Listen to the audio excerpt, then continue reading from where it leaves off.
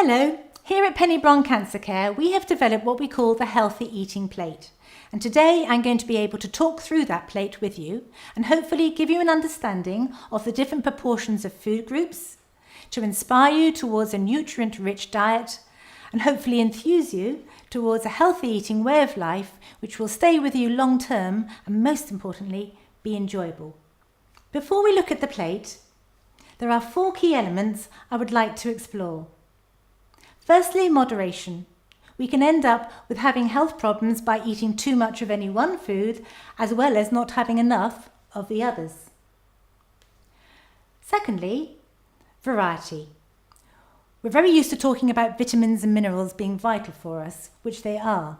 But as science has gone on, it's understood a whole host of other plant chemicals or phytochemicals which are just as important in the scheme of things. So the greater variety we have, the greater breadth of all those nutrients working together to help to heal ourselves. The third element is colour, because science has found we need orange things for their carotenoids, or green things from their flavonoids. We need something called lycopene from red things like tomatoes. So when you sit down to your plate of food, the large proportion of it should be saying to you, I'm colourful. Putting those 3 elements together gives us balance, and balance will be able to support our health. So, let's see how we can best put together that healthy plate. The first section should be half the plate, and that's going to be devoted towards vegetables and fruit. We talk about vegetables and fruit here rather than fruit and vegetables. Not that fruit is bad for us, but too much fruit can send our blood sugar levels going up and down a little bit, and we want to try and keep our blood sugar levels as level as possible. We need to consider season and freshness and local produce, and that will help your local community too. Think about the brighter the colour, the richer the flavour, and the better nutrient value. We also think about portions here. So we're looking at around about 8 to 10 portions of vegetables a day, and a portion is roughly the size of your palm. If you're finding it difficult to get this in, then maybe a bit of juicing would be helpful, but your juicing needs to be vegetable based rather than fruit based. People sometimes ask about organic, and organic certainly does have its advantage. It doesn't necessarily mean to say it's going to be richer in vitamins and minerals. That will depend on the soil and the conditions. But plants produce anti-cancer properties in order to protect themselves. And so when they're heavily herbicided and pesticided, they don't produce so much of those chemicals that we're wanting to get from them in the first place.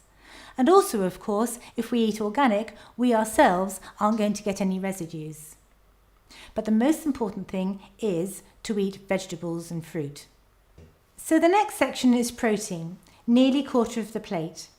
Protein is important for cell growth and repair, for tissue healing, and for balancing our blood sugar levels. If you're going to eat meat, make sure that it comes from a grass-fed animal, such as lamb or venison, or an outdoor cattle such as Aberdeen Angus. If we're using eggs, make sure they come from happy chickens, because the same principle applies. When eating dairy, make sure it's organic and preferably full fat. And don't forget our fish. Small and wild is best.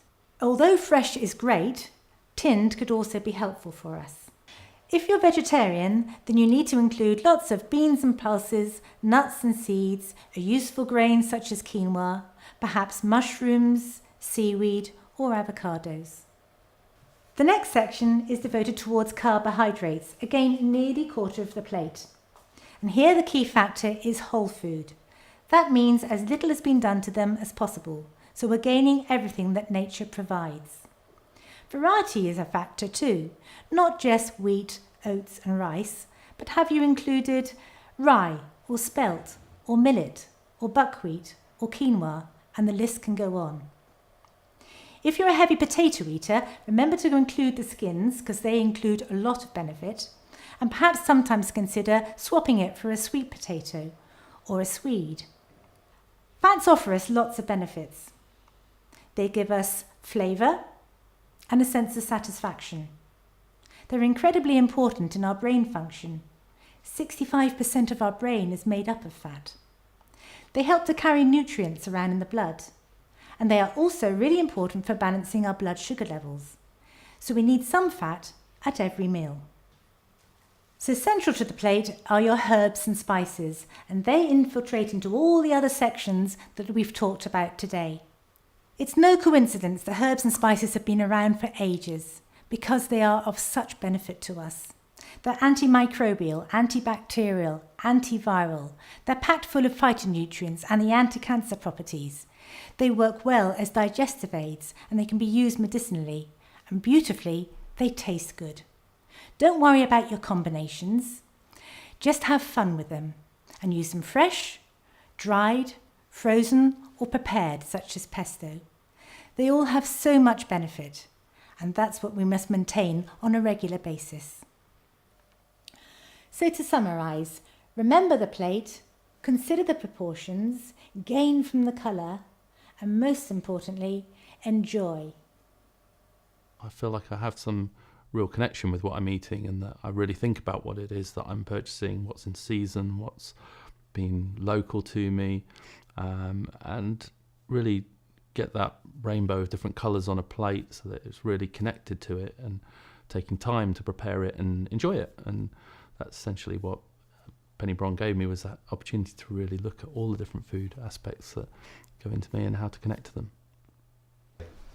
Well, since coming to Penny Bron, I've become even more aware of the Penny Bron plate, which basically gives you the ratios, suggested ratios to eat certain foods in, which has helped me when I go shopping to actually be more aware of how much fruit and veg I'm actually putting into my basket. And nothing's actually restricted in terms of what you can and can't eat, but it's just being aware of the balance really. And it's also opened my eyes in terms of the nutritional value of, for example, certain herbs and spices, just to not only are you flavouring the foods, but your body's actually getting benefit from those. So I've got young children. They're still allowed to have their sweet treats, but it just means that it's balanced off with a healthy dose of food that is good for them as well.